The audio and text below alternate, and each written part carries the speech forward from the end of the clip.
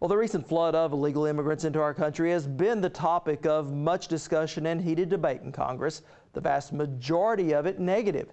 Yet there's a growing school of thought that immigration could be the key to our country's continued success. In a book called Fewer, author Ben Wattenberg says falling birth rates threaten our ability to sustain our economy. It's an idea we seldom hear, and one a distinguished Oklahoma scholar believes we should take very seriously. Recently, I sat down with the former president of Oklahoma State University, Jim Halligan, to talk about the concept behind fewer. Now, Dr. Halligan, we've all heard dire warnings about overpopulation, that it's going to deplete our natural resources and could even lead to mass starvation. But you say there is a new theory of thought out there. Certainly is. If you look at the demographics, the statistics, there's something called the total fertility rate, and that is going down dramatically all over the world, particularly in places like China and in the Far East. In order to have a stable population, you have to have about 2.1 children per fertile woman during her childbearing years, and throughout the world it's going down dramatically. What is behind that drop in fertility? Well, two significant events. One, people are moving to cities. And so the fraction that are now urbanized, so to speak, is something about 40% of the people in the world are living in towns and in cities. And when they do that, the number of children they have is just simply reduced. And of course, there's greater access to birth control methods throughout the world. People are getting more educated. As people get more educated, they have fewer children.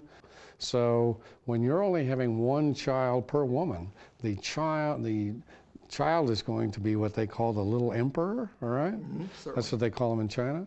But also, you're going to have a very dramatic drop in your population, very dramatic. Now, I know we've seen that especially in Europe. I've even got some numbers you brought along with you. If we'll take a look at those, the percentage of women who have no children at the end of their childbearing years for several countries: Germany, 26%, Finland, 21%, United Kingdom, 21%, Netherlands, 19%, Italy, 19%, Canada, 14%, and the U.S., 16%.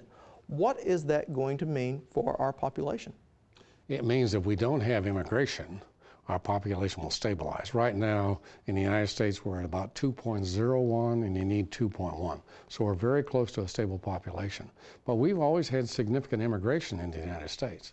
So our projection is over the next 50 years or so, we'll go up by 100 million. But Europe is going to go down by 150 million. And Europe is going to get very old. And of course, the other very significant thing is that China is going to get very old very fast. In this country, the growth of the elderly population and the lack of the people to pay for that has to have an economic impact. Certainly does, but because our TFR, because our fertility rate's been about 2.1, we're going to be relatively stable in the United States.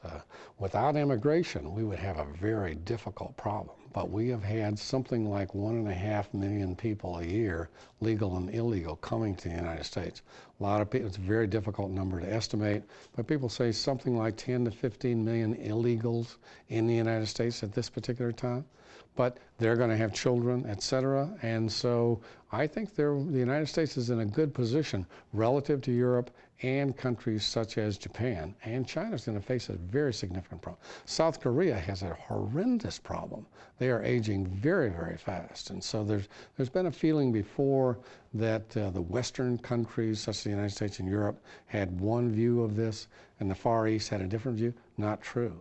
And the other thing that's really significant is that in what people call Black Africa, Sub-Saharan Africa, the problem of AIDS and some of the other diseases such as malaria and other things that are making a comeback, people are predicting that there could be a 20-year decline in the average lifespan in South Africa within the next 25 years. And of course, Russia is just going through a horrendous decline in population. When people move to the cities, and when they have access to birth control, they reduce the number of children dramatically, and it normally falls below the replacement level. Mexico is moving to the replacement level, so the immigration from Mexico is going to slow dramatically in the very near future. And even as these immigrant families may come into our country, we see their birth rate drop as they become westernized. Once they become acclimatized to the culture we have here in the United States, they have access to all of our medicines, our birth control means, boom. it changes dramatically. Very dramatic. Certainly an interesting thoughts. President Emeritus Jim Halligan, thank you for being our guest. Oh, delighted to be here. Delighted. It's a great program, and I'm honored to be a guest. Thank you.